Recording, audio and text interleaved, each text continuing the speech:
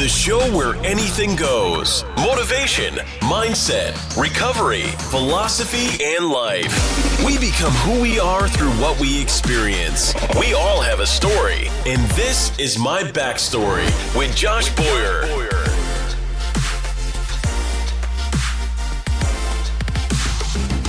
All right, guys. Here we are on the My Backstory podcast, episode number 27. I'm here with Bailey Haley, like the movie star, the rock star, I mean. And you guys can also find him on Instagram under 18 Series Athlete or Rescue Reflex. Is it at Rescue Reflex? At Rescue Reflex, yeah. Okay, cool. Yep. So I actually, a little backstory here. I took a class with Course of Action, and Billy was the instructor for the medical portion of the Everyday Carry class.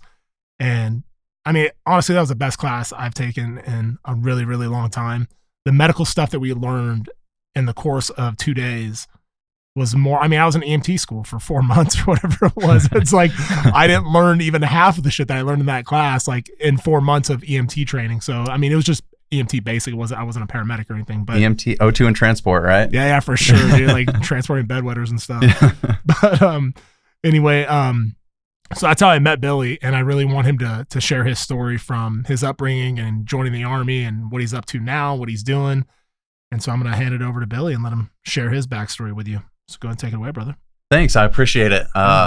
Really appreciate the opportunity to hang out with you and to do this. So I'm stoked to be here.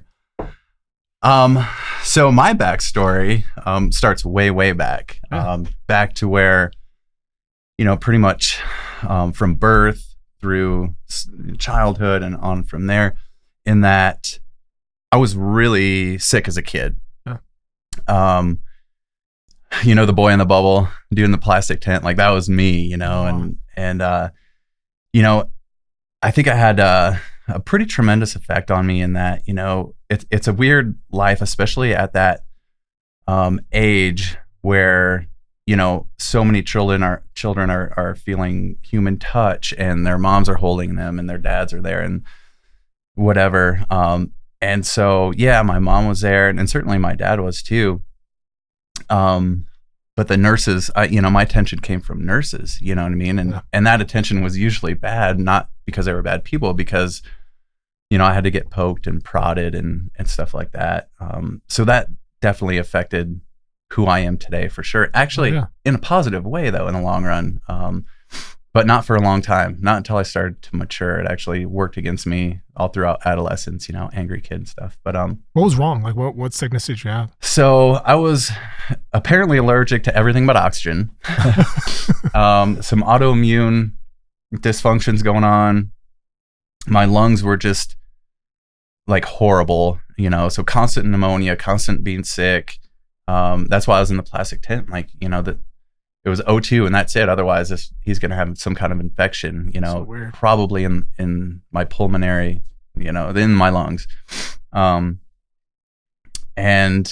so that was just an asthma. They diagnosed me with asthma, and then I carried that through adolescence. But so as a kid, being in this plastic tent, I remember a couple things specifically. One is I was ultimately moved because I was in the hospital a lot, almost constantly, especially for the first few years. Right. I was moved to this window that overlooked a little city park called Grandview Park in Sioux City, Iowa, which is where I'm from. Oh, nice. And I just remember looking out there, and it was the blue sky and the sunshine and the green grass, and there were always kids playing at the park, and parents, like playing with their kids and swing sets and all this stuff. And I remember thinking, like, that just looks amazing. I want to do that. That looks so fun. Look how much fun they're having. You know what I mean? Yeah. And obviously that wasn't happening. And the second thing I remember very specifically is one of the doctors in the doorway of my hospital room telling my mom, like, he's never going to be one of those boys. He's never going to be able to run and play. He's not going to be outside. He's not going to be playing soccer with kids, And I was in, how long's it been? I was 3, 2. I don't know how old I was, but I legit have carried that memory until present day. Right. know? So, that's definitely how some of my mindset stuff started, I'm sure. I mean, I would assume that's the pinpoint, like that's how it all started. Right. Just overcoming obstacles and your mentality of you just keep going. You know, you don't fail until you don't get up. When you don't get up, that's when you fail, you know? So growing up, as I said, I was real sick. I got a little better, but I was still living in the hospital quite a bit. And I remember because when you have these kind of problems, they're always giving you shots and taking blood gas, which is very painful, and just poking and prodding and doing all this stuff to like this little child. And one day I just kind of like started checking out when all this stuff was happening. Yeah. So I'd go into this, and this is from my mom. This is my mom's story, but I'd go into this kind of catatonic state. And so much so, because I just checked out. I just went to a different place because I was miserable, man. It sucked, you know. For sure. And it's kind of funny. My mom called it my Incredible Hulk face, because I was a little kid. I was into the Incredible Hulk and just kind of like, you know, just look down, geek out. Well, because of that, because I would just check out when all this crap's happening, I was diagnosed with autism. Oh wow. And so, you know. And then my mom was like, no, there's no way my boy doesn't have autism. You know, like he's pretty normal. Not that, you know, there's anything wrong with that. Of course, you know, millions of kids have autism, but my mom was like, no, I don't think he does. No way. And so I ended up getting into school as a normal child would, for the most part, outside like hospital visits and being pretty absent. Yeah. But yeah, so for a while there, I was diagnosed as autistic. That's a trip, dude. Yeah, isn't it? It's like knowing you, it's like, dude, come on, are you serious? But, you know, it's crazy. Yeah. But imagine, like, I can only imagine, like, as a kid being given, like, a diagnosis, being like, dude, you're autistic. It's like, they're putting a label on you. And now all of a sudden, like, how much of that do you own? You know, do you own that? Do you take that on? Like, I'm this autistic kid, or do you overcome it or whatever? Maybe that's part of I was so young. I couldn't, you know, even tell you what autism meant. You know, right. I was very young at this time. This is a story coming from my mom, you know, and my family. Okay. Kind of telling me. I don't remember that specifically. Okay, well maybe that's good. That's a good thing. Yeah, I know. Now I just believe it, you know, right. Like, but I think it was from that point when I used to check out of the misery. Yeah. That has carried me through a lot of things. Like some ultra running events or any ultra endurance event, whether it's an Ironman or a 100-miler or Ranger School, for example, you know what I mean? For sure. So it's just quitting and not moving forward it just doesn't ever occur to me. Right. It's not even something I necessarily have to overcome, to be totally honest with you. It just doesn't occur to me. Right. So when did that flip for you? Like, when did you stop being the kid that was in the hospital to the kid that was like having, I mean, that mindset obviously happened when you were a kid, because I can see how that would happen, because I spent a lot of time in the hospital as well, like for, you know, being attacked by a dog, drowning in a pool, like, I mean, you name it, like as a kid, like all this shit was happening to me. And that's one of the things my mom, one of her stories was that when I got attacked by the dog, he like mauled my face, you know, like 450 stitches in my face, plastic surgery. I used to look like Brad Pitt, but that dog totally I hear you, bro. I hear you. So I just don't have a good excuse. So anyway, she said after that attack, it like changed my personality. My personality completely changed. Is that right? Yeah. And I was like, well, yeah, I mean, it makes sense that it would. You know what I mean? I lost my sense of security and all kinds of other weird things. Oh, absolutely. But I had the ability to check out, if you will. Like, I like that word, actually. I don't know if that's your phone or my phone going off. I set mine in my other room. Whatever. Getting a little feedback, but anyway. So I don't know if it was the ability to check out, like it's a good way to put it, where like you can take the pain that you're going through and kind of like go to your happy place, if you will. And actually Johnny said that during our training when they were putting the NP airway in me. Yeah. He said, no, don't go to your happy place. Don't go to your happy place. That's exactly what I was doing. It's like, this is going to suck, getting this shit stuck down my nose, dude. So I'm just going to think about something else. I'm going to be on a beach somewhere and just chilling, you know? But no, that's super interesting that you went from, so when did that when did that flip for you? When you became like you were out of the hospital? Did you become like an athletic kid in high school or no? Well, athletic only because of skateboarding. So, growing up, and my folks split when I was like 2 or 3, something like that. I don't really remember it, and I don't ever ask about it because I'm fine with it. I don't have a problem with it. I don't think it messed with me too awfully much. Just because I don't really remember anything of it. But so I was growing up, single mother. I have one older brother, and we were pretty bad off. You know what I mean? We were pretty bad off. So my mom was like always working, just trying to keep a dang roof over our heads and, a couple of spoonfuls of macaroni when she could, Yeah. So she wasn't super present. So I was kind of this textbook case of just circumstantially like an angry kid, broken home, sick kid. And I started getting into punk rock at the same time I was just starting to spend less and less and less time in the hospital. And I would still have episodes, but they were getting fewer and further between. So I guess it was late elementary school going into middle school that I wasn't going to the hospital that much anymore. Maybe a couple trips a year for something big and then some minor ones, whatever. Yeah. And also getting into punk rock. And at the time, punk rock went hand in hand with skateboarding. Yeah. Skateboarding then isn't like what it is, or wasn't like what it is now. There was no Tony Hawk. There was no X Games. It was very punk rock, antisocial thing to do. Totally. And so being that textbook angry kid, kind of going down the wrong path, I just did the punk rock thing, skateboarding thing, which ended up really saving me in the long run. And what I mean by that is, like I said, it was kind of a bad crowd that was skateboarding at the time and into punk rock.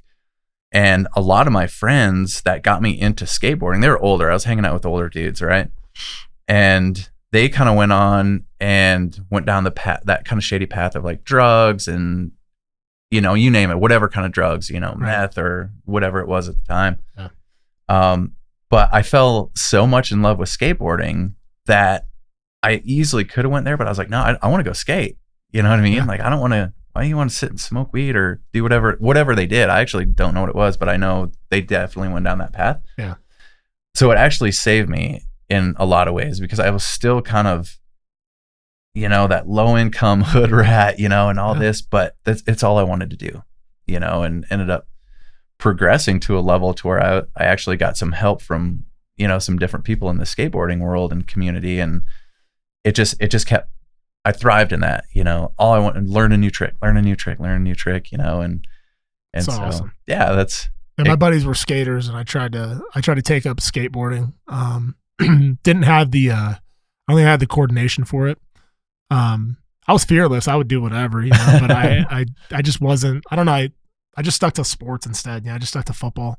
Okay. But I should have, hindsight being 2020, it's like, man, I wish I had just kept doing it, But you kind of like something else takes your spikes your interest, and then it's like, yeah, fuck it, I'll just play football instead. Here I am, 6 back surgeries later, It's like, but I guess with skateboard, I could have, had ankle surgeries and wrist, I've broken more bones than I can even count, honestly. I mean, countless times. So did you end up becoming professional or what? No, not professional level. But I definitely got some help. I haven't.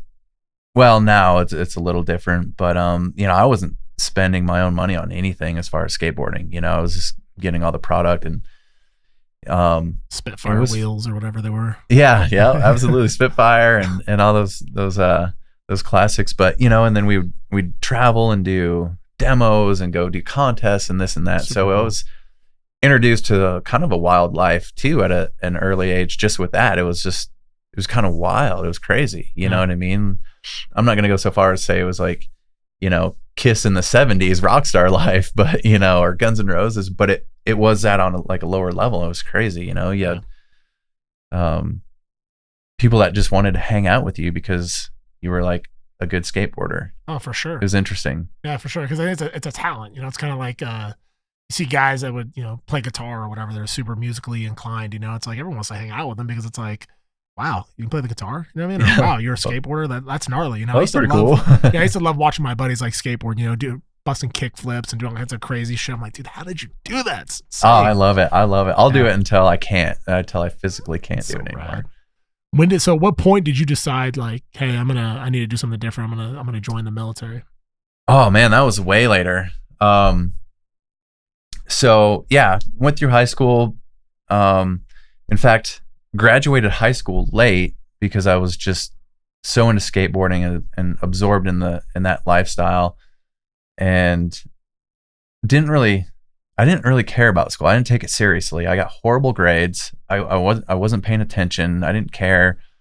And I would end up like leaving to go skateboarding or do a demo or just whatever the case may be, just skateboarding instead of going to school for the most part, you know, even traveling to, let's go skate Boulder, Colorado or whatever, you know, and I ended up being gone so much. They were like, bro, you can't graduate, you know? And I was like, at the time I was like, whatever, you know, and continue Whatever, to do bro. it. Yeah. You know, I'm going to be dead by 22 anyway, bro. Doesn't matter to me. You know, I don't know what I was thinking, but too cool for school, man, literally. But so I was actually living in Boulder at the time, and it kind of hit me. I was like, dude, this is kind of messed up, man. I haven't even graduated from high school, you know, because while my mom was never there, was there rarely, and my dad was there rarely, they were both there and loving, but they weren't there that often. You know what I mean? It wasn't a neglect thing. It was just like they were so busy just trying to live. Yeah. But anyway, so I was in Boulder at the time, and I was like, dude, I gotta graduate from high school, man. This is crazy because you know they did instill good values in me, and like you got to do this, and everything needs to be on the up and up, you know, and that kind of stuck. So I ended up going back, and they were like, well, you can get your GED, no problem. I don't know what I was thinking. It wasn't necessarily an elitist thing, but I was like, dude, I don't want to do a GED. I want to graduate. I want my high school diploma, you know, because at the time that was kind of a big deal when you're that age, you know. Oh, for sure. So they said, all right, well, you have to go take these 2 classes at this little annex, you know. So I did that, ended up getting my high school diploma, but it was 2 years later than my graduating class. Right. So now I don't get invited to any reunions. So. Whatever. Which is fine. You're not missing much. Yeah, never been to one, but Right. yeah, maybe like the 60 year or something like that. So that brought me, you know, that was like my high school experience. It was a wild time for sure. And then, did you have aspirations of becoming like a professional skater? Was that your trajectory? Did you think like, oh, I'm going to keep doing this until like, I mean, obviously you're being sponsored, so they're paying for all your stuff. So you're going to do what you love and you're not having to pay for it. But did you like think at some point, like, yeah, I'm going to be on the national level? It was definitely going in that direction at a point. But one of my problems, Josh, is that I do so much for me. Like I was very anti-video because people want video of you. You know what I mean? They want or pictures. And I was very anti. It's like, no, I'm here to skate because I love skateboarding. I'm not here to put on a show for anyone, you know? So I really kind of shot myself in the foot because I wasn't super willing to do a lot of that stuff. Right. But yeah, for a while there, I was kind of leaning in that direction. It kind of looked like where that was where it was going to go. But it never really materialized. You know what I mean? And things took off, and X Games started happening, and it just got so crazy and so heavy, and I was just kind of getting out of like the thick of skateboarding while that stuff was coming in. So yeah, I was just like, oh, all that stuff's too crazy for me, man. Yeah. So, and I kept skateboarding, but I started leaning towards other things. I got a DWI when I was like 20 or something like that. And they took my license. I think it's for 6 months. I don't know. It was a long time ago.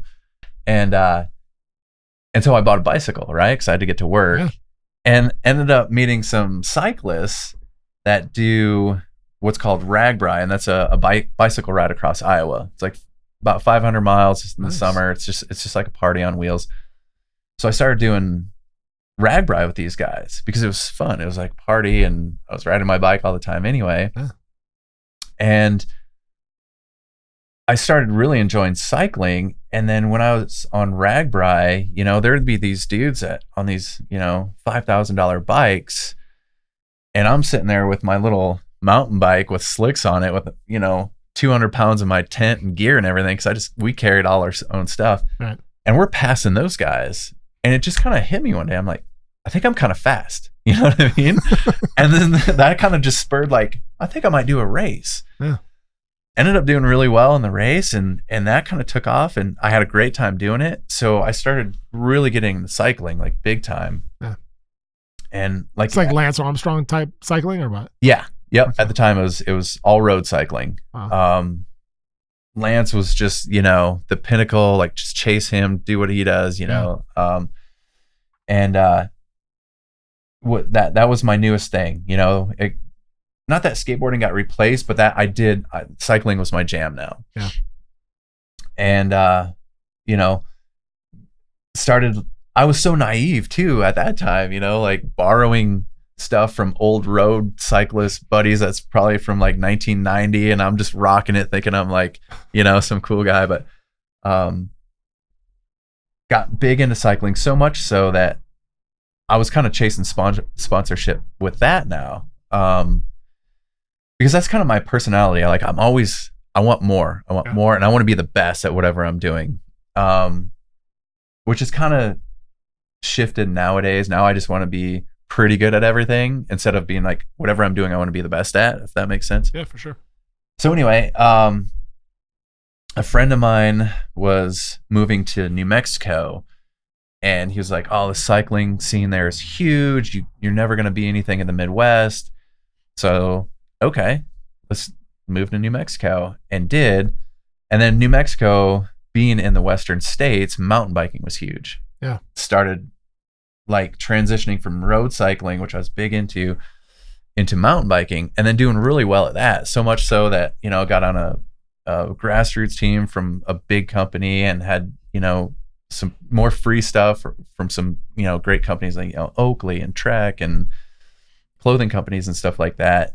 Again, not professional, but enough to get some free stuff out of it, and to spur this thought of like, this could probably go somewhere. Yeah.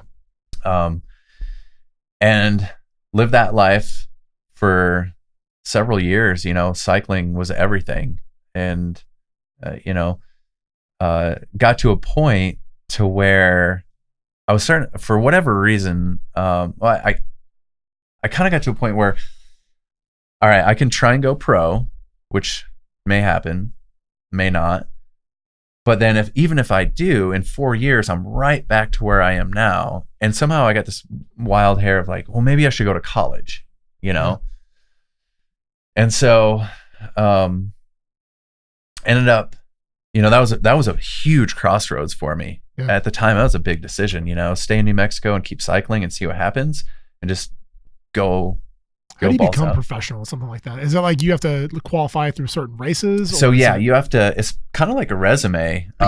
You're like, I won this, I won that, and I do this. And so you make a name for yourself kind of locally, and you're like, oh, I'm dominating the local scene. And then it kind of progresses from there. There are scouts out there that'll come talk to you like, hey, you want to be on the amateur level, or hey, we've got a grassroots team, or, you know, if you're just amazing, like, hey, we might have to contract for you. Can you live on that? Like if you're a professional cycler, is that something that you like support a family on, or is that, you have to be at the level to really make a good living. You have to be so elite to be pulling in because you'll have sponsorships from like Nike and this stuff. And so there's big money in it, but that's way elite level. That's like EPO elite. Yeah, exactly. That's blood doping elite, which everyone does it. I was gonna say, is that pretty prevalent? I mean, is it just something that people just don't talk about? You know, it's one of those things. And here's the I guess story I'm going to use. So Lance Armstrong got busted for drugs, right? Yeah. My only problem with that whole thing was him lying about it and kind of putting others in a bad position. Yeah. You know, obviously I've never on that level. I've never been in the Tour but I know enough, and I think we all do deep down, that everybody's doing it. Yeah. And so when you say cheating by definition is creating an uneven playing field, right? Well, he didn't do that. The playing field was very even.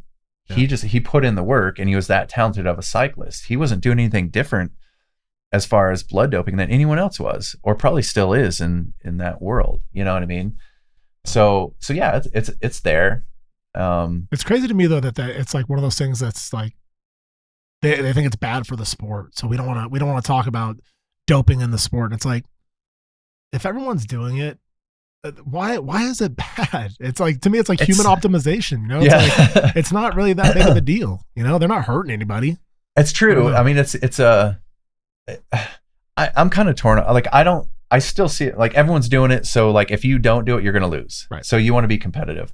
But at the same time, I would love to see it like, hey man, let's get down to like, what can we do as humans without help? You know? Yeah, for sure. Just like for me, for example, you know, like supplements and proteins and all this, and like the athletic stuff that you see, I don't do any of that because, you know, if I'm eating a bunch of creatine and doing all this and that, and the way I see it is like, if I go out in the middle of the forest, I'm all by myself for God knows how long, and I need to pick something up, I don't want to be like, well, I could do this in the gym when I was on all my supplements. Why can't I do it now? That's a good fucking point, dude. And so it kind of ties into that. Like, yeah, everyone's doing it, but if it was up to me, nobody would be doing it. Yeah. But no, I mean, that's a great point, because you think about like everyone that is on meds or whatever they're on, you know what I mean? It's like, without it, it's like, that's your crutch. You kind of need it. You know what I mean? And within reason too. Like if you're on a med for something medically, absolutely. Yeah. Like no big deal at all. Yeah. I'm just saying, like, for me personally, like when I was on medication, it was like, I couldn't leave the house without my medication on me. Because like, I didn't know if my back was going to flare up or whatever. And it's like, you don't even I wasn't giving myself the opportunity to see what my mind was capable of. Yep.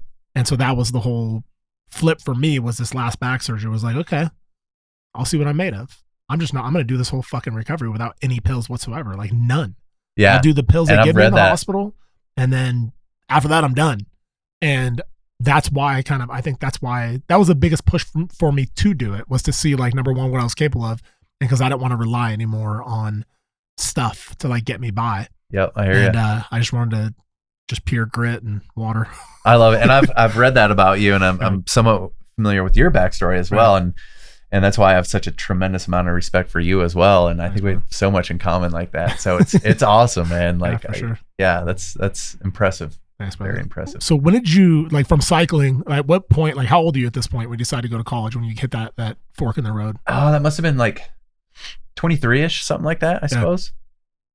And so ended up moving back to Iowa because my mom worked at a college there, and you know, I could get, you know, cheap tuition and all this and that. So I was like, I'm gonna go there, start there, and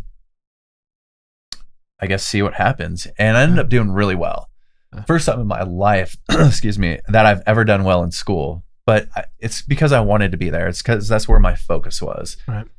And then ended up going to this university, Morningside College, actually, in Sioux City as well. It's like a private little college there, and spent entirely too much money. Right. But you know, I didn't know, man. Like, I didn't know. Sure. Great school, whatever. But like, oopsie. $60,000 a day. So, and did well there. And I was actually going to school to be a teacher. I had a minor in education with a major in creative writing. My specialty was creative writing. And so that explains it. Oh boy, why you're such a good teacher. All right, I get it now. It's all I love teaching people, man. though. I really do. It's awesome. I absolutely love it. Dig it. So, and then right towards the end of college at Morningside, I joined the military on the biggest whim ever. You know what I mean? It was, I don't know. I was in a spot mentally where, you know, I was, I guess, kind of bored and didn't really know, even though I was going to school and kind of knew what I wanted to do, I was kind of feeling just like, I don't know if this is really what I want to do. And I've, you know, just the way I grew up in my life thus far, then at the time being young and dumb, I was just like, man, I've lived I've come full circle. I've seen it all. I've done it all, like what else is there? And out of just thin air, honestly, I was like, I'm going to join the Army, and it was so crazy. Like none of my friends or family even believed me. I was like, no, seriously, I just signed up. Yeah, I'm out of here. Yeah. That's how the military started, Wow. And, so you're what, 27? Yeah, something like that. It was wow. late 20s, probably 27, something like that. That's a trip. Maybe 28. Probably 27, but between 26, 28. But yeah, it was late, Yeah. And honestly, I think those stories of people with the Twin Towers attacks and they enlist in the military and stuff, like that's so awesome, and they do it for very patriotic reasons. I wish I could say that, but that wasn't me. I just did it because I was like, oh, here's this opportunity for something new. And also, oh, by the way, they'll pay off your college for you, and that's how it started. Yeah. Now, I mean, I will absolutely follow that up with, you're sitting across from the biggest patriot you'll ever meet at this point. Like I've changed quite a bit from the anti-establishment punk rock kid that I used to be. Yeah. And, I obviously I've been serving my country for 14 years and will continue to do so for as long as I can. Proudly, gladly. Obviously it's a volunteer army, right? And I keep volunteering because it's a huge part of my life now. Huge part of my life. And I'm so proud of it. And I'm so stoked to be a citizen of this wonderful country. So I definitely have to follow that up with that. Yeah, for sure. Man, this just because I didn't enlist, but so yeah, I joined the Army and didn't even know what. I was so green. I was so naive that, I got back from all the tests, the ASVAB and all that. And they're like, all right, you qualified for any job you want to do in the Army. And I was like, what do you mean job? I didn't, like I just thought we'd run around with the guns in the forest. Like, oh, you can be any one of these things. And he pulls out a pamphlet, and at the time, and I still am, I was into building Jeeps and off-road vehicles and trail rigs and stuff like that. So I was like, I'm going to be a Humvee mechanic. Seems like a cool job, right? Yeah. Well, the recruiter said, aren't you a paramedic? And I was at the time. I had been a paramedic for some time, then working on and off on the streets as a paramedic. So you've done everything, man. Skateboarder, paramedic. All over the place, dude. All over the place. I love it, though, dude. It's awesome.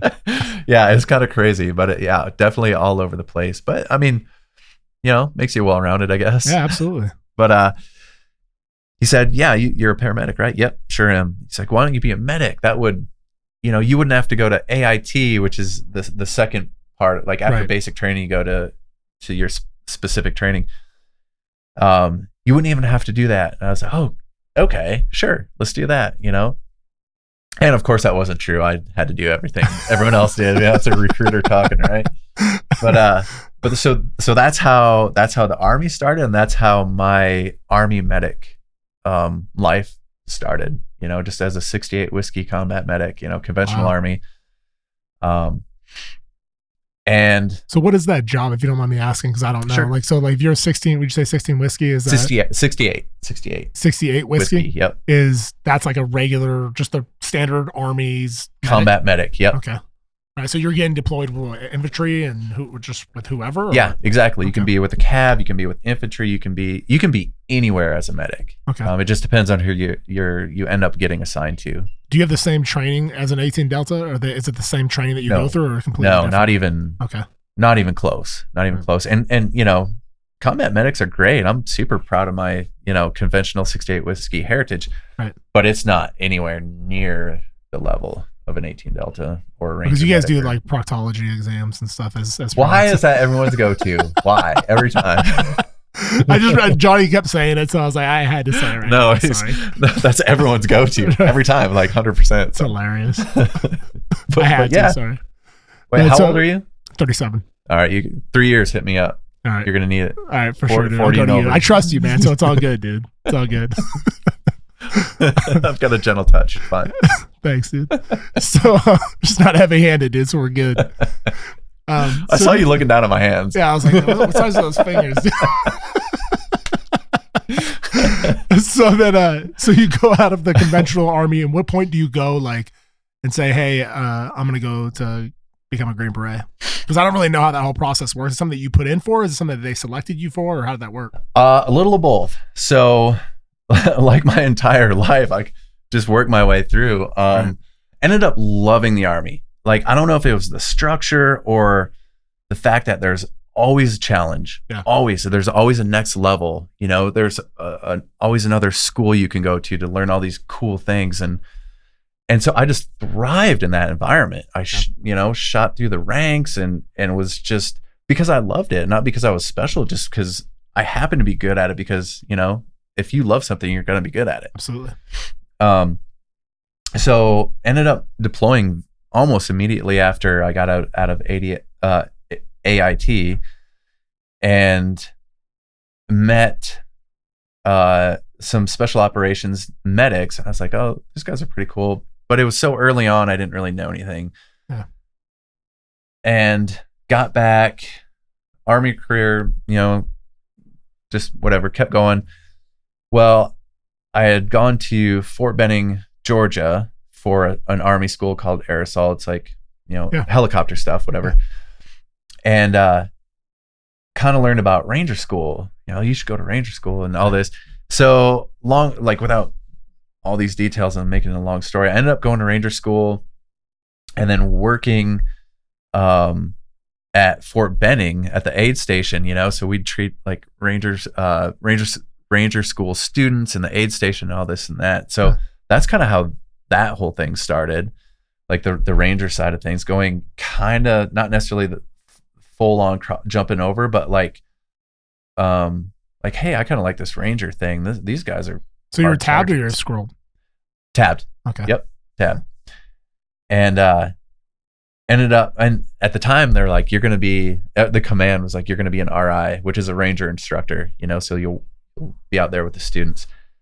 And I was like, that's not my thing. I really fought it, I'm a medic, through and through. I love my job. This is what I do, and they're like, no, you're going to be an RI.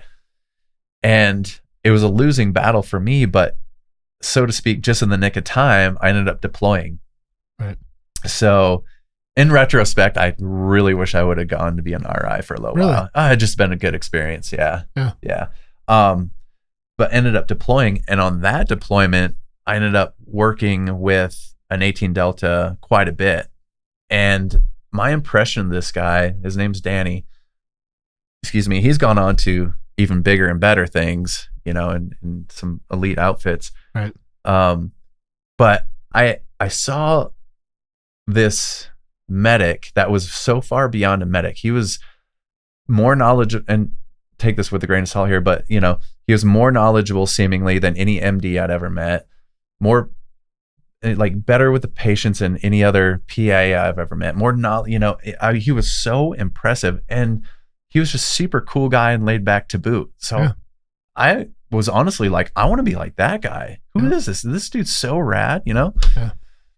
That's how that got started. Okay, special forces medic, Green Beret medic. Yeah, that's what I want to do. Yeah. And at that time, I thought I was going to go down the route of being a PA. I was getting all the pre-med prerequisites knocked out, and took a hard right and ended up getting back off the deployment, going to selection. Yeah. Got selected, and then you're off, right? You get a little break, and then you go to the Q course, qualification course. And that's how that got started, from conventional to the end being Green Beret at this point, Wow. So did you feel like you were going to quit at any time? Like when you're going through all that shit? Not even, just like, not even a little. Not from, no, none of it. That's awesome. Not even a little. What do you think that mindset is? What do you think that, I think it came from your childhood for sure. I think that's where it started. That's the biggest thing. Right. And then growing up, honestly, like I credit skateboarding for a lot of things, because, those that skateboard know what it's like. You slam. If you go skateboarding, you're gonna slam several times. Yeah. You might break an ankle, or you might just be in a lot of pain and bruised and scraped and cut. Yeah. But you're gonna be in pain at least once, at a minimum, every time you go skate. For sure. And so it was just like pain became not that big a deal. But I think that was more childhood, or that was just as much childhood. Like pain was just pain. It was a way of life. Physical pain was a way of life. And then skateboarding, like physical pain's way of life. You know, you pay to play. Who cares? Didn't even think about it really. Yeah. You know, you slam and everyone's like, oh, gasp. And you're like, what? I'm good. Yeah. Like what? Never seen anyone fall before? Like it just doesn't even register that it's a thing, you know? Right. So I think that had a lot to do with it. And then, you know, I tried to be, I don't know when all this started. It was in my 20s at some point to where I really made a conscious effort, started making a conscious effort to be a better person in all the ways, you know, like, oh, be a better man or be a better partner or, you know, be a better soldier, be a better medic, everything. I went to better and better and better, which is kind of always how I've always been, but I started really getting into it, you know, like journaling and reading books and listening to like TED Talks and stuff like that, really going off the deep end. So it was just in my head that quitting and failure it doesn't exist. Not only is it not an option, it just, I don't really think about it. Right. Like, of course I'm going to get selected. Of course I'm going to graduate Ranger School. Of course I'm going to run 100-milers or 100-miler. That's insane. Of course I'm going to finish this Ironman. Of course, you know, it's just, of course. Like that's the only option. How do you put that mindset into another person? How do you take, because I've asked people this before where it's like, I can't put like the way that I have a stick-to-itiveness of where it's like, no, if I do something, I'm just going to do it. I'm not quitting. Yeah, I know you're like that. But I can't teach somebody else like that. I can't get them inside of my brain. So it's like, I'd like to hear I have the same question for you because I can't quite explain it. Right. It's one of those things you can't explain to somebody like, no, you just turn everything off and you go. Yeah. You know, if somebody says, if you're trying to reach a goal and somebody says, all right, in order to get that goal, you're going to have to do a 26-mile road march on your face, you know, something. Yeah. You're like, okay, for sure. I guess here I go, you know, tell me when to start, you know? So it's, I don't know how to explain how to turn off the doubt and to block out the negativity and just, I can't explain. I wish I could. Yeah, no, I mean, you and I would both be millionaires if we could actually put that into perfect, you know, articulate that in a good way. But yeah. What's your motivator, do you think? Like what motivates you? In general, like in life. Yeah, I mean, when you're going through that kind of training, I mean, or when you're running or you're doing any of these like feats that you're doing, it's like there's something that's coming from somewhere. You know, I mean, it has to, you know? Yeah. And I can't think of a specific motivator like it's just winning. It's just accomplishing what you set out to do. You see it through, regardless. And I've done some you know, some pretty wazoo endurance stuff. And I don't know that I'm going to finish and place at all. And, you know, I have done pretty well in the past. You know, I've competed and I've also participated, which they're very different. But, you know, I've done some 100-milers to where I'm like, if it takes me 6 days and the whole race is closed down and nobody's been here in 3 days, then I'm going to do it. Like, I'll do the whole course. Right. You know, it's just not an option to not. Once you start, I just see it through no matter what, you know? Yeah. And to explain, well, how do you do that? It's very difficult. You doubt. Doubt is cancer. Doubt is a cancer that will corrupt your mind. And as soon as you let it in, it creates a crack, and that crack's going to get bigger and bigger. And before you know it, you're going to quit. Yep. So you cannot think about quit. It just can't exist. Quitting can't exist. Right. There's no room for doubt and accomplishment. You know what I mean? There's a certain space, and they can't share that same space. Yep. I agree with that, because I think there's some people that have a different take on where they're like, you know, quitting definitely entered my into my brain, like, oh shit, I might end up quitting, but I just didn't go through with it. I thought about it, but I just didn't quit. But for me, I think I'm like you in that way, where like when I decided with the whole back surgery thing, like I'm not going to take any of these pills. I'm going to suck the pain up and I'm just going to do it. Quitting was never on my mind, ever. I mean, I had the pills, I still carry them with me, and they have the seals still on them, the medication they gave me when I left the hospital. And I think you probably carry a certain amount of pride with that too. When you look at the uncut label, like, I love it. Yeah, that's right. Yeah, it's like, no, I got this, you know. And I don't think quitting was. I didn't even think about it. I don't think it was like, no, that's not. not an option for me. Yeah, Like maybe I'm a stubborn son of a bitch, or maybe it's anger, or maybe I don't know what it is. It could be a little bit of everything. Yeah. But there's no room for it. There's no room for that doubt. Certain fear is fine, but it's the overcoming of fear that kind of, who cares if you have fear? It's just, can you overcome it or not? Right. Were there any points on like deployments that you were on where you were scared? It's funny. Somebody else just asked me that question fairly recently.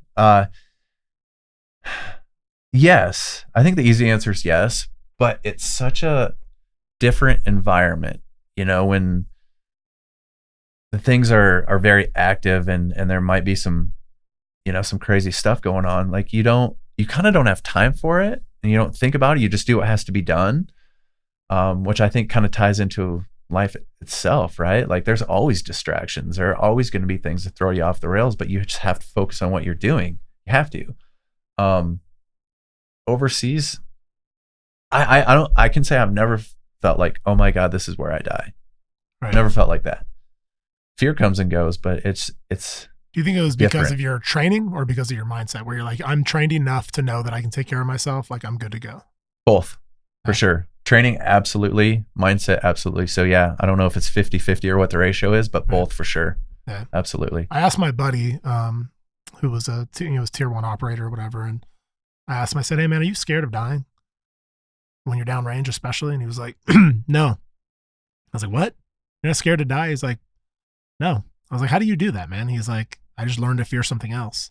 I was like what? Yeah. He's like, embarrassment of ruining something and getting my men killed. Like that's what I fear more than anything. Yeah, that makes sense. And I believe that. Wow. I was like blown away. It's like, I'm an Air Force guy, I wasn't a special operator. So I was like, wow, dude, that's fucking mind blowing. I don't know how much of that is just like, you're just blowing smoke, but he seemed like he was dead serious. Like he was not messing around, I believe it. I've never felt like the fear of death. I just haven't. I don't know. Like childhood on through. I mean, especially in the early days, that was a big threat.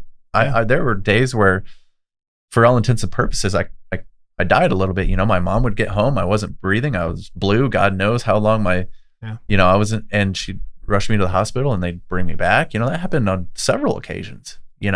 So I don't know if it's from that or what, but I don't really have a fear. I don't want to die, obviously, but I'm not really. It's all good. Like, it just doesn't bother me that much. Do you think you had something to like, or you felt like you had something to prove, like from coming from this like really sick like kid to and it's like, dude, like I look at you and you're like doing all this shit, man, like cycling, taking the top of your game in skating, top of your game in cycling, then going to college and getting your degree, and then you know what, I'm gonna go to the Army. Okay, now I'm gonna go to the Green Berets. I'm gonna be an 18 Delta. It's like, yeah, I think constantly pushing. Yeah. And I love doing that. That's just kind of my personality for sure. I'm always about, I historically have a problem with never being satisfied, and to an extent where it's worked against me in like relationships and all kinds of stuff. It's worked against me. So but I'm not going to sit here and tell anyone like, hey, that's not the right attitude. I think it is like, hey, never be satisfied. Always reach for more, but be realistic about it. You know what I mean? Yeah. Like you can't always want the best of the best of the best. But there's nothing wrong with striving for more. And like I said earlier, like strive to be a better man, be a better partner, be a better interviewer, be a better podcaster, be a better, you name it, better friend, salesman, friend, family member. Absolutely. Those are big for me, and I'm trying to work on that because I love my family very much, but like my communication at this point, like I feel bad, like, I don't talk to my mom as much as I should. And we do communicate, my dad and my whole family, but I'm like, I should call my aunt more, that kind of thing. Just be a better everything, be a better human being. Yeah. It's awesome, man. Always reach for more. There's you're like the fourth person I think I've met one person in my life growing up in the military and everything. One person that I knew that was from Iowa. Oh, is that right? Since I started this podcasting journey, I've met 4 like incredible human beings, all from Iowa. This because if you're from Iowa, you're just freaking cool. You're hard. Apparently, you're cool. No, it's a trip, dude. That's awesome. Joshua Coburn, Iowa. Jeff Nichols, Iowa. Iowa. Mike Ritlin, who I'm getting ready to interview next week. Iowa. You know, it's like, heck yeah, man, that's trip, awesome. dude. I could never live there again in a million years. But no, massive pride from it. It's beautiful country. Yeah, Beautiful. I went out there for the first time, I think in November, to do the podcast with Joshua Coburn. And it was a trip because I was in Des Moines and I was at the hotel and I'm like, I should get a coffee, you know, before I go. I said, I'll just get one on the road. I'll get a Starbucks on the way there from like Des Moines to like Grinnell. And I'm like, there was not one Starbucks. And that's dude. like the biggest city in Iowa, by the way. Right. So like Des Moines was like, I mean, I could have got one there, but Sure. like leaving Des Moines and then I got on the highway and I was like, I'll find one on the way to Grinnell. No, dude, not one. And I was like, I'm not stopping at a truck stop and get some used ass coffee. Yeah, man, that's Iowa right there. Big time. Cold as shit. Yeah, But, you were there. That it is cold there. Hunting season too, man. Yeah, for sure. It's a good time. But no, it was a great time. I'm gonna ask you a couple questions that I ask everyone that comes on Sure. the podcast. The first one being, if you had one person or one book that inspired you the most your entire life, who would that person be, or what would that book be, and why? It could be a combination of both or one or the other. Doesn't matter. The first thing that came to mind was book, and that book is Man's Search for Meaning Oh hell yeah, by Viktor Frankl. Absolutely. Viktor Frankl. That was my knee jerk. So I guess that's probably my honest answer because that's what immediately came to mind. Absolutely, great book. A person, there's a couple, man. Like my brother, like, yeah, I put that dude on a pedestal. He's phenomenal. Yeah. He's the coolest dude ever. And Danny, the Green Beret that I worked with, that I was so fascinated by and so impressed by. Those two stand out. My mom's up there for sure because I don't know how she did what she did for us boys. I have no idea. Right. I can't imagine. How, and still instilling in us these great values and integrity and all these things, outstanding. My dad's, he's cool too. He's like this, he's like a never say die guy. He's a hard charger, so Right. There's definitely a handful of people that have really stand out in my life. I have a couple of friends that I put on a pedestal, one being Eli Naramore, the other being Taylor Schramm. Like, those to this day, even being, mature and an adult, I still look at it like, I want to be like that guy. You know what I mean? So I have a handful. Did you keep in contact, like when you joined the military and you left and then you joined special operations and stuff like that? Did you stay in contact with people that you grew up with, like in your hometown and stuff like that? Do you still have a lot of connections back home? Yeah. Yeah, definitely. Again, I'm not the best, communicator. Well, not communicator, but like I don't correspond super well. You know what I mean? Right. And so every now and then I'm like, hey man, is everything cool? But yeah, childhood friends growing up, a lot. Yeah. Well, not a lot. I mean a handful, of the core dudes that I grew up with. And yeah, we still talk, still hang out. So when we can, like I don't get back to Iowa very often and I don't get to see some of them, but absolutely keep in touch. Sure. Yeah. The reason I ask is like, I know for me, like, I think that was probably a hindrance to my success. Like in the military, definitely. I was so worried about like what was going on back home. You know what I mean? That I wasn't as focused as I probably should be on doing my job and like, progressing and doing the things that I needed to do. And I found that a lot of my, I have buddies that, went on to be Navy SEALs or other special operations in the Army. And they kind of cut off ties with people back home because it's like, it doesn't serve them anymore. It's like, okay, cool. Like I'm on a mission. I have things to do, like whatever. And I guess they start new lives and meet new people or whatever. Hindsight being 2020, I kind of think that maybe that's probably the way I should have gone is like, I need to sever those ties, get a new phone number, whatever. I'll talk to them when I talk to them later. Not to be an asshole, just kind of kind of keep your focus where it needs to be, at that given time. Cause I kind of did the same thing as you with joining the military. Like I was going to go play football after high school and I wasn't a big guy. I mean, I was like 190 or something like that. I wasn't huge. I was going to go to a D3 school up in Oregon, Linfield College. They just going to get you into the school. There's no scholarships or anything like that. But I had a girlfriend at the time. I was like, I don't want to leave my girlfriend, like I don't want to go all the way up to Oregon. Sure. And so then I'm working at a Chick Sporting Goods doing loss prevention. So I'm like beating people up and arresting people every day for stealing shoelaces and like whatever else. And I mean it was exciting because I'm 18, 19 years old and like you're getting to fight and like whatever and it was fun. But I was like all my buddies were like going to college after we graduated and I'm like, oh shit. And it just hit me one day at work. I was like, dude, I'm gonna end up like that guy that's like stuck in the town he grew up in and going to like high school parties, and he's like in his 20s, and I was like, oh dude, I can't be that guy. He was in the local high school. Right, dude. That's the best thing about high school chicks, man. The older I get, they just stay the same age. All right. Yeah. So like I was like, nah, I gotta get out of here, man. So I didn't tell anybody. I didn't even talk to, I think I may have talked to my stepdad, because he was a Marine and then he left the Marines, went into the Air Force. And I think I talked to him before I went. But I just went to the recruiter and I told the Air Force guy, I was like, he just happened to be there. That's the other thing. Is like people go to the recruiter to go do something, and then another recruiter picks them up, then their story goes elsewhere. It happens all the time. But with me, the Air Force guys actually were in the office. And so I told him, I was like, dude, it's going to be you could tell me it was going to be the worst experience of my life. I'm still going to join. I will be the easiest recruit you've ever had. I've already taken the ASVAB. I passed it. I don't know what the score was. I took it in high school, never had any aspirations of ever going to the military, but I'll retake it if you want me to. And he's like, no, your score is good. It's good. It's good. Again, you're good. Bro. Yeah. Again, good. Hindsight being 2020, I should have retaken that. Yeah. He's like, what do you want to do? I was like, I want to like shoot guns and like kill people. Like, what kind of job is that? He's like, I got the job for you. Let me tell you about security forces. Yes. So he brings out this DVD, dude, or VHS probably at the time, sure. And pops it in, and he shows these guys like wearing berets, these blue berets, and they're like on ATVs, and they got like the M16 slung over their back, Hollywood, and they're just hauling ass, dude. Long. I'm like, dude, that is badass. He's like, bro, you will shoot so many guns. And I'm like, oh, dude, where do I sign? I'm gonna do that. So then I go, I go to boot camp, and boot camp's a joke, whatever. I get through, it's fine. And then I go to tech school, and tech school was it was high speed for what it is, like whatever, definitely harder than boot camp. And I get to my first base, and it's like I'm standing on a gate for like 14 hours.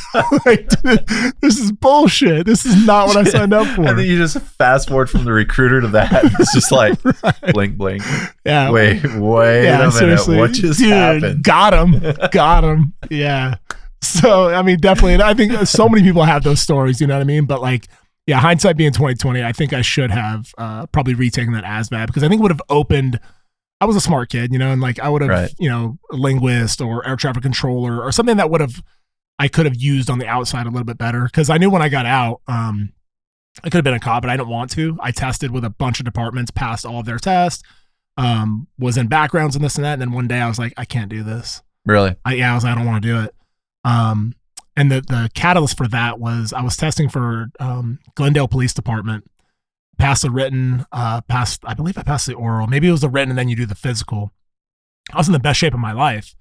And we were doing the run. And for whatever reason, during the run, I just couldn't breathe. Like my breathing was like all jacked up. And I was like, dude, I can't breathe. I didn't pass the run. And there was like, no disrespect to fat people out there, but there was like fat people passing this run. And I'm like, I'm in the best shape of my life. Like, how can I not breathe right now? And I was like freaking out about it. And so I didn't pass the run. And I used that like as I don't know, I think it was like a wake up call for me. Like, maybe this isn't what I'm supposed to do. And, honestly. And I started thinking like, can I really like arrest somebody for like having some weed on them or something like that? Do I really want that to be my job in my right. life? And the answer was no, I didn't want to be that guy. So I took a completely different direction, went to EMT school and did some different stuff. But I think that's a very real thing. Like if you were going down that road and call it what you will, universe, whatever, it was just like, hey, that's not your path. Yeah. I believe that it's going to take you at like, hey, nope, you're wrong. Yeah. You're just straight up wrong. This isn't your path. And because there was no reason, no like logical reason for me to not be able to pass that run at that time. Yeah. Especially circumstances like that where you're like, that's too coincidence to be coincidence. Right. Right. So I called my brother after that and I was like, nah, man, I'm done, dude. I'm not doing any more of this testing. Cause I was testing with a bunch of different departments and I was passing all of their physicals. I was passing all of the writtens. It was fine, and then I didn't pass that one run. And I was like, you know what, man, maybe this just isn't for me, man.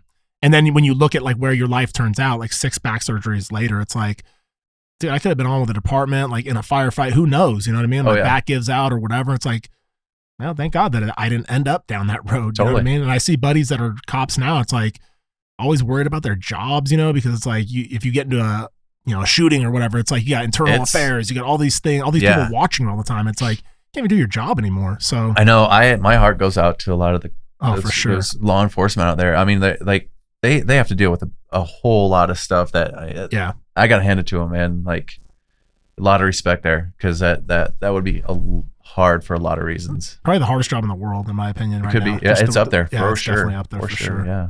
So where do you see, like, what are you going to be doing? I mean, you're still in the Army now. You're still doing Green Berets. Yep. What do you want? What's your passion? What do you want? Like, what do you think you're going to end up doing? Because you have Rescue Reflex, which is like your company. Yep. And why don't you talk about that a little bit? What is Rescue Reflex? So Rescue Reflex is my medical training company that started. Here's how Rescue Reflex got started. I left Fort Bragg, came here to Utah, and it was much more civilian oriented. You know what I mean? Yeah. And started realizing that a lot of people out there don't have a clue how to treat trauma or even basic first aid stuff.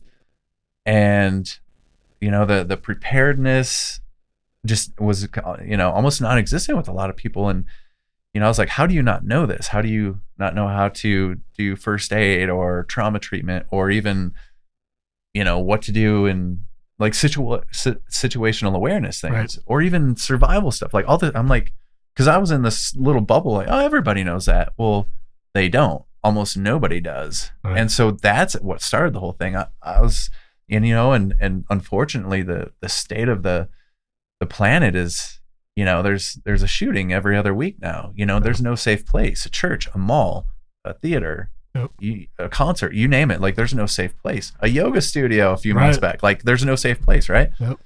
And so, it was my instinct to be like, I got to do something about this. Well, what am I going to turn into, like some weird superhero vigilante kind of guy? No, of course not. Like, that doesn't make sense. Yeah, like, try to be Batman or something, like make some costume or something and just follow my face. But so the way what I came up with is the way I can help, the way I can do something is start teaching people, hey, this is what you can do in a traumatic situation. Right. This is what you can do in a survival situation. And that's how Rescue Reflex was born, actually. Who are you catering to, like, at this time? Like, how are you getting your message out there, and like how can people like sign up to like training with you? They can go to the website, which is rescuereflexmedicaltraining.com, which is a little outdated, right, admittedly. The social media aspect, I do a lot of, or most of my stuff on Instagram, which is at Rescue Reflex. Right.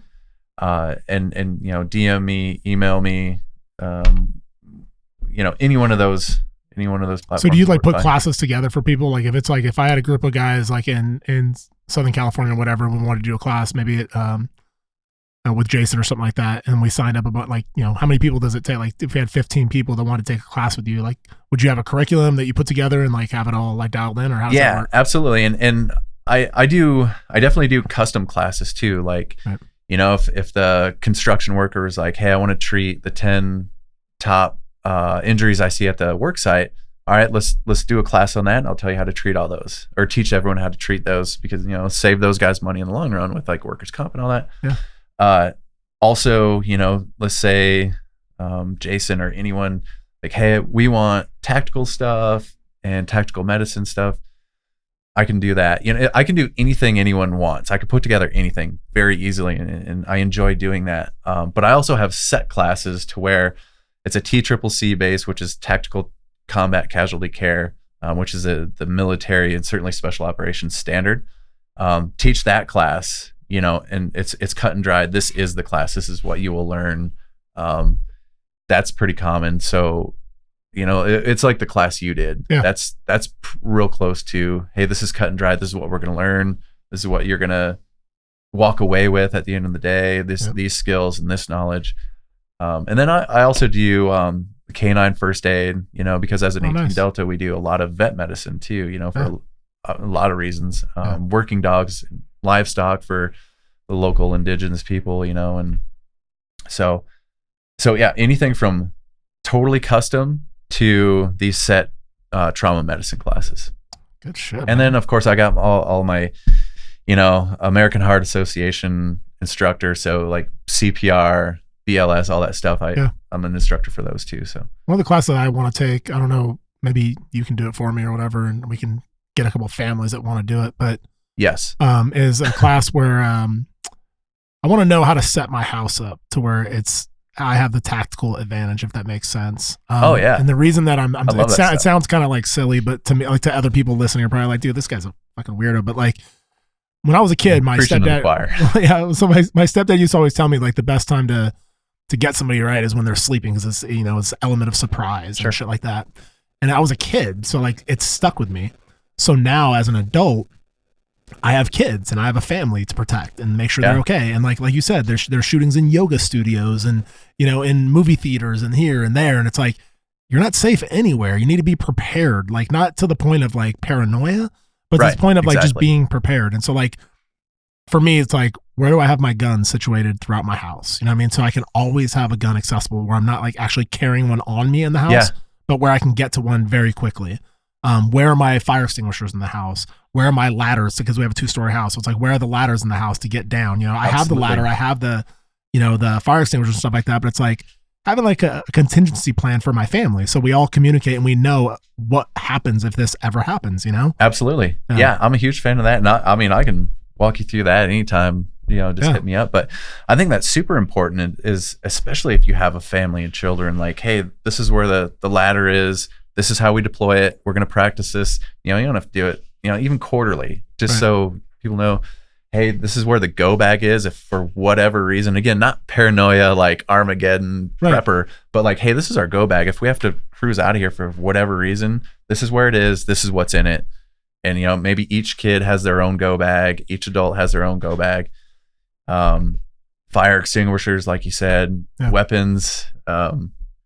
Jen kind of is always kind of poking fun at me, you know, because there are like guns all over and and 8 first aid kits all over and all this stuff all over the house. It's just like I think she's used to it now, but no, I'm a firm believer in even just having your own household prepped and ready to go for anything that might come along. For sure. I always want, I hate the feeling of being caught off guard. I can't stand it. Oh yeah. It drives me absolutely nuts. I think part of that is traumatic shit that happened when I was a kid and whatever, but it's like, I want to make sure I'm always ready for anything.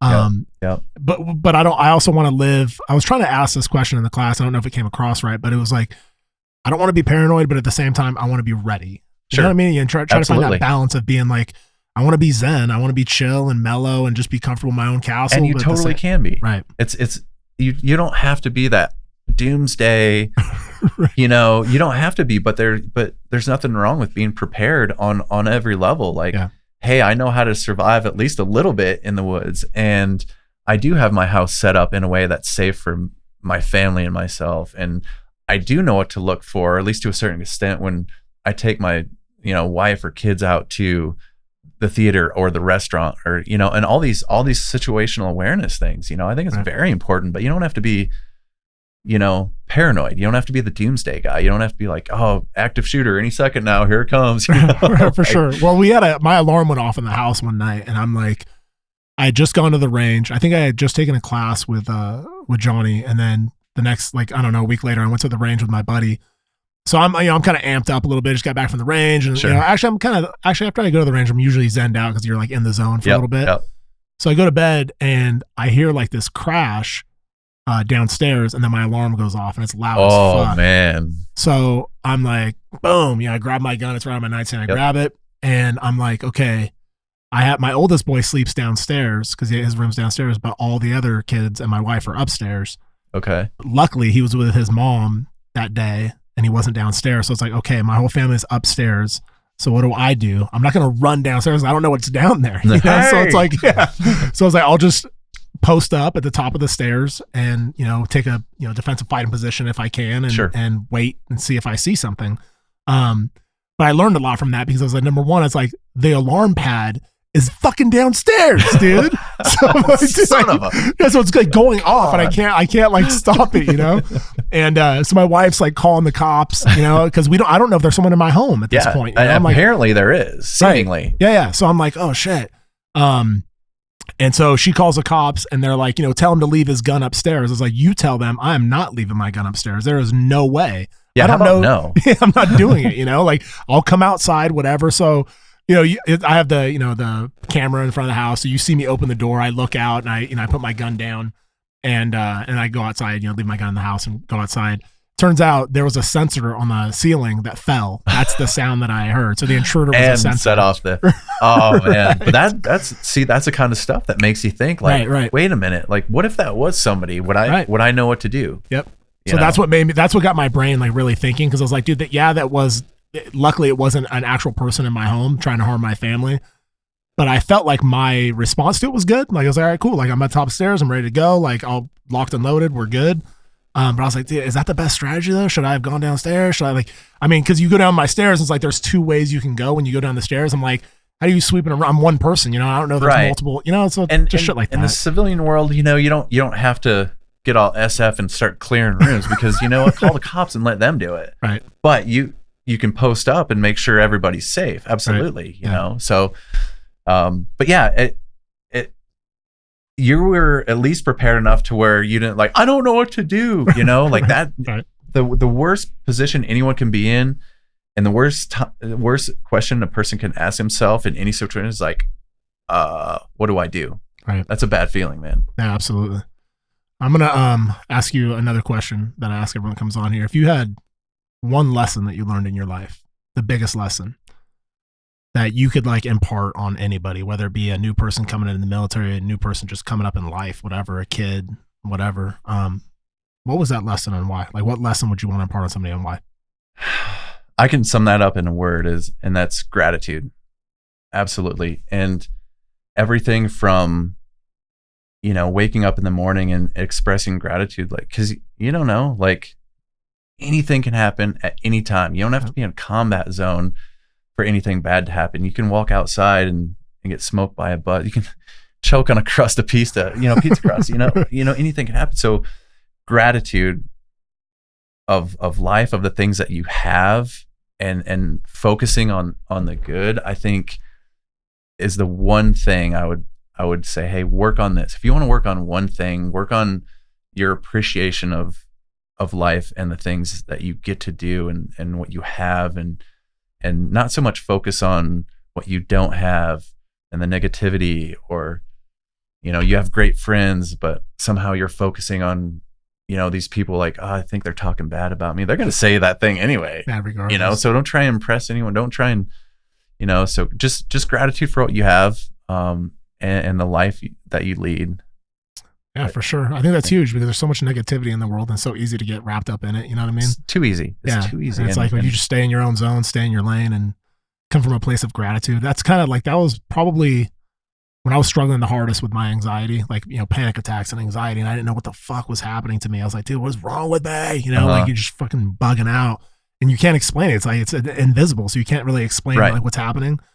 The one thing that really, really helped a lot, other than CBD oil, of course, was coming from a place of gratitude. Was like trying to like focus whenever I was in that state of like panic, or like just like my central nervous system was going fucking crazy and I didn't know why.